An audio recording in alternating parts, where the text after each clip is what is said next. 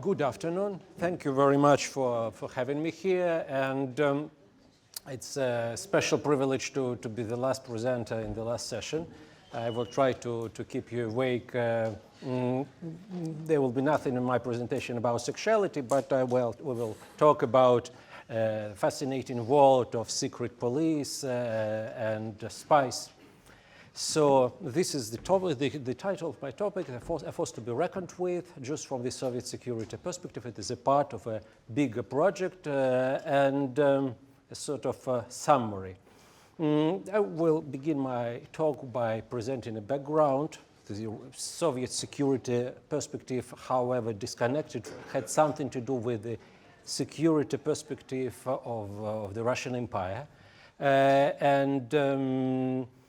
Jews were viewed by the imperial security services as powerful, one big united group that rose in prominence, threateningly for the empire, of course.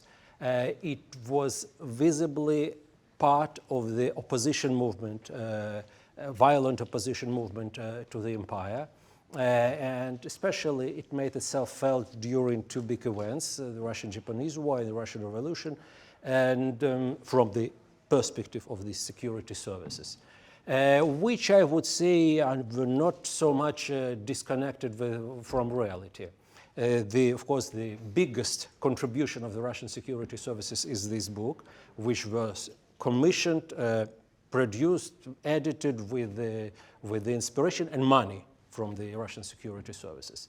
This guy, this is a special topic, we will deal with him later probably. And to end this background, Jews were regarded as a very powerful group, very powerful, and impossible permanent security risk for the empire. So this is something for a start. Now we are going to the Soviet Union of blessed memory.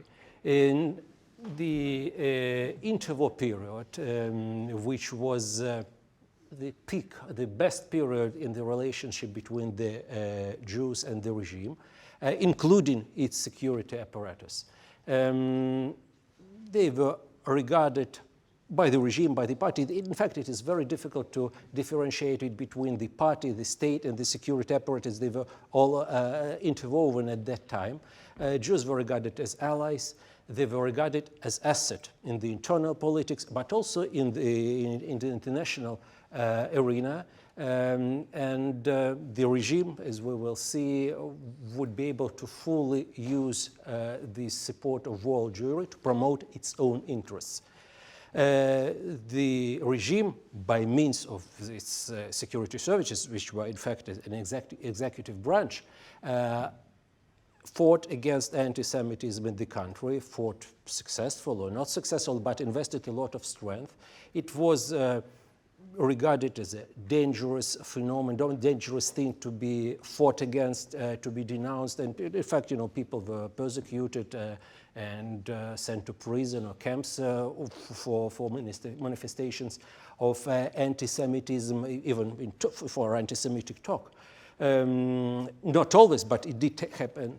At the same time, of course, the Soviet overtures towards the Jews should not be exaggerated.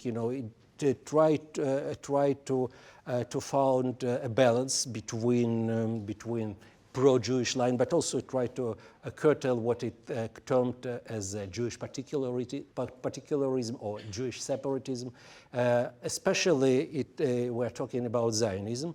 Even though there was a very interesting point in 1924 when the security service, for the first and the only time in its history, voiced its own opinion, different from that of the party. The head, of the all-powerful head of the security service, Dzerzhinsky, wrote to the party that Zionism is not so dangerous.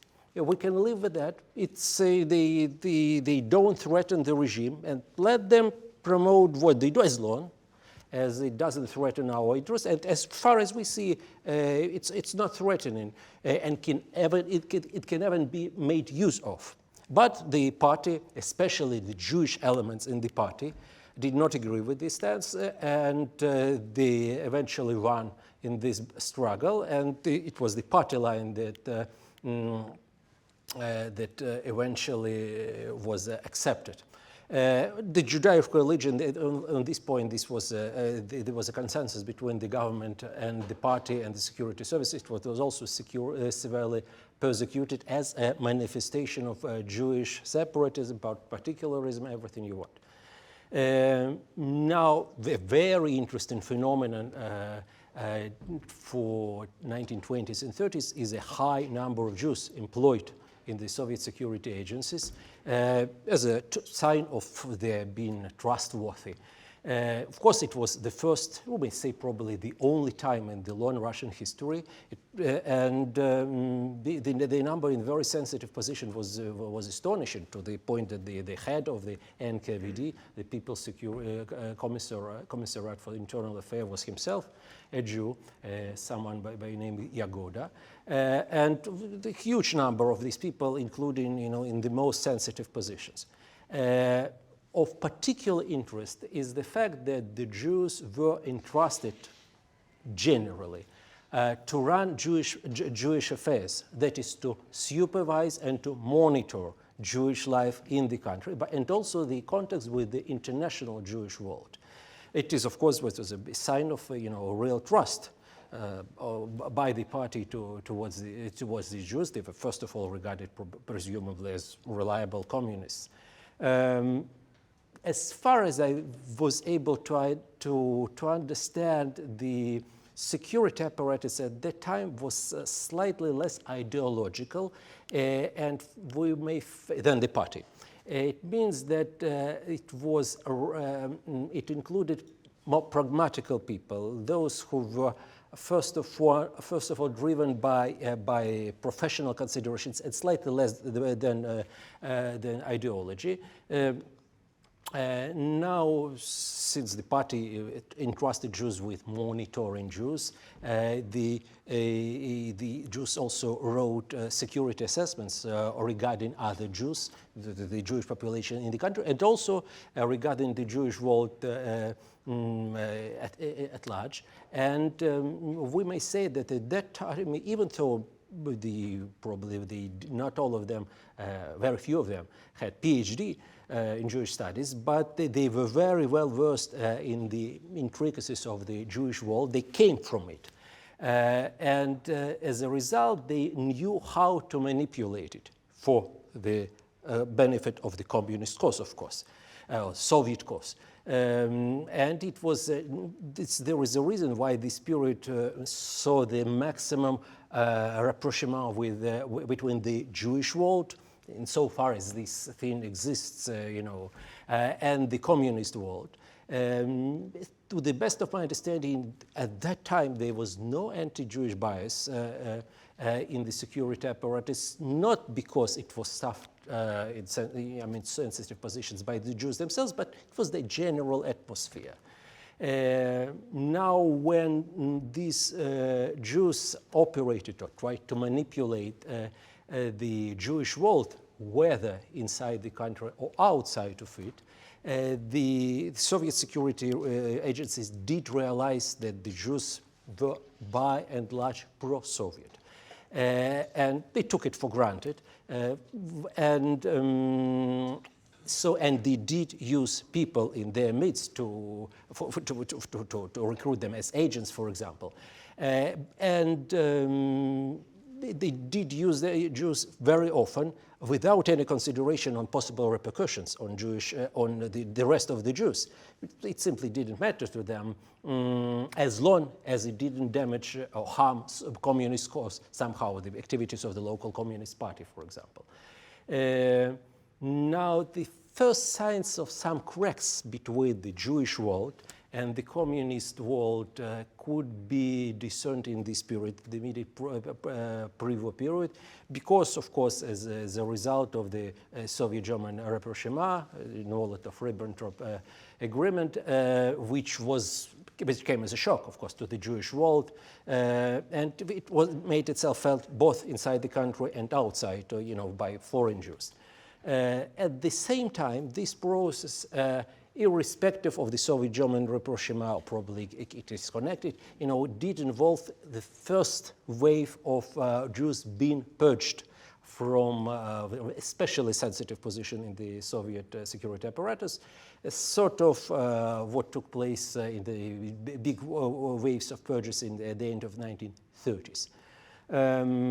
And for the first time, another sign of possible new future cracks in the future between the Jews and the security agencies, the encounter between the Soviet Union and the so-called Western Jews as a result of the annexation of new territories after the beginning of the Second World War, when for the first time in their history, the Soviets were confronted with the masses of Jews who were not pro-Soviet.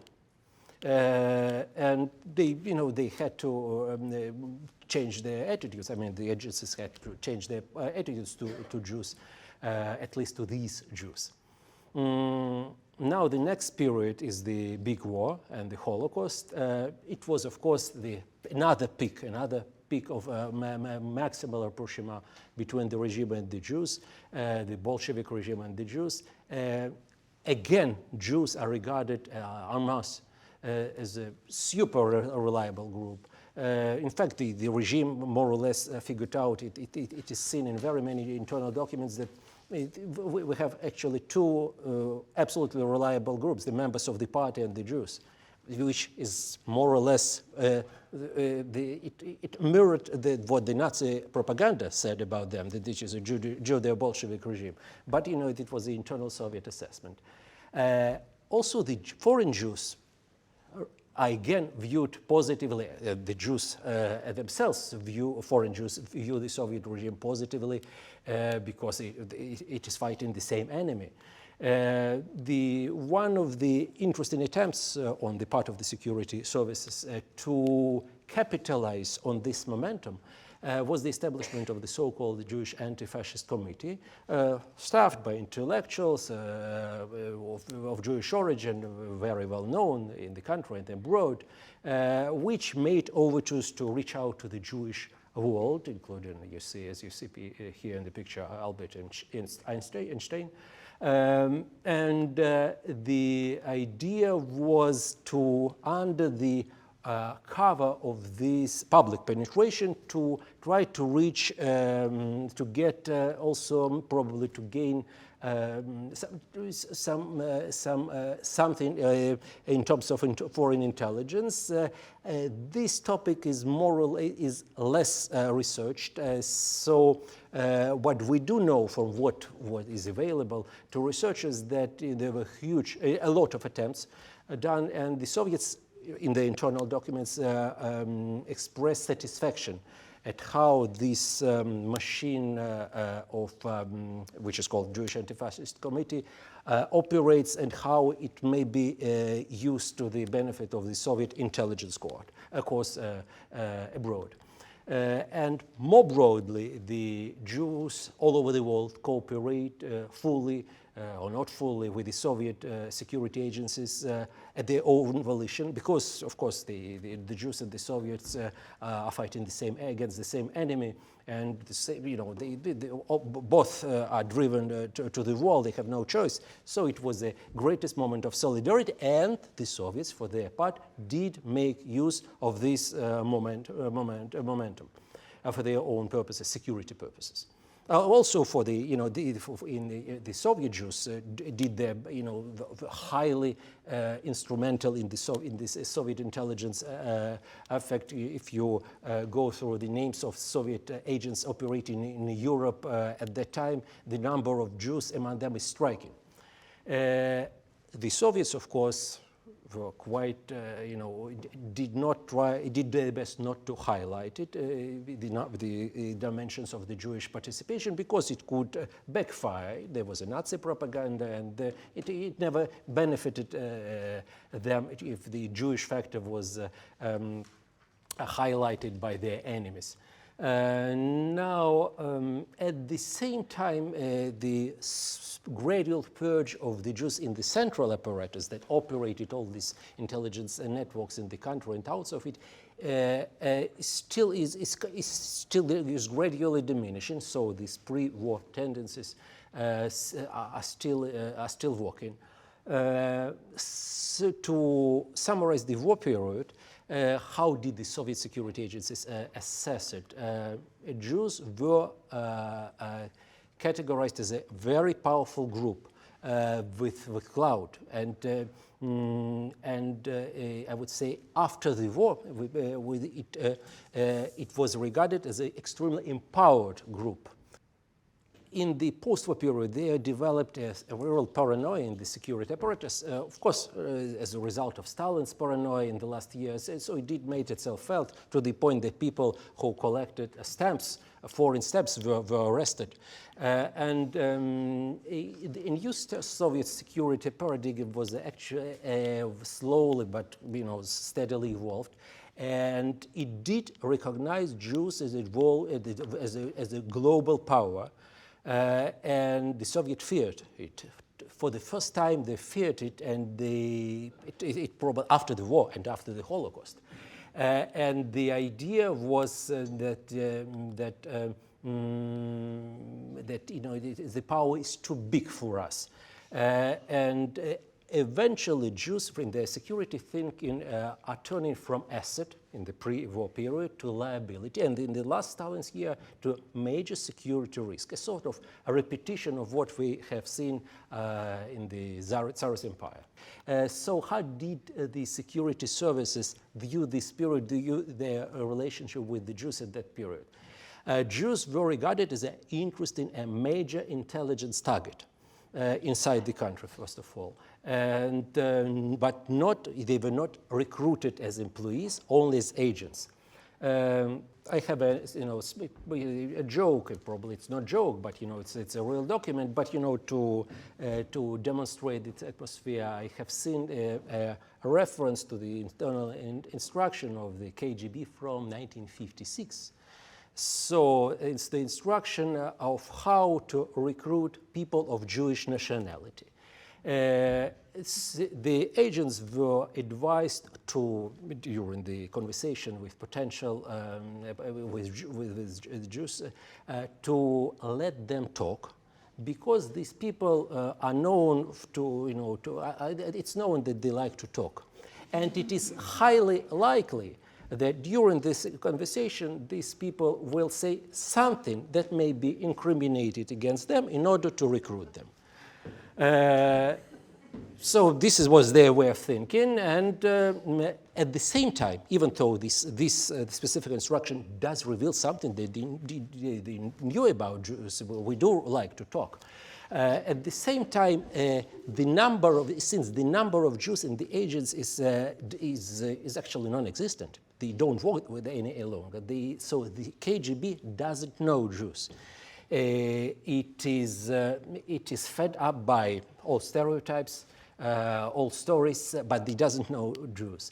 And there is no wonder that from time to time, and more over time, they embrace more anti-Jewish stereotypes, sometimes because of poor knowledge, sometimes because this was a general atmosphere. Also, the winds blowing from Kremlin were blowing exactly in this direction.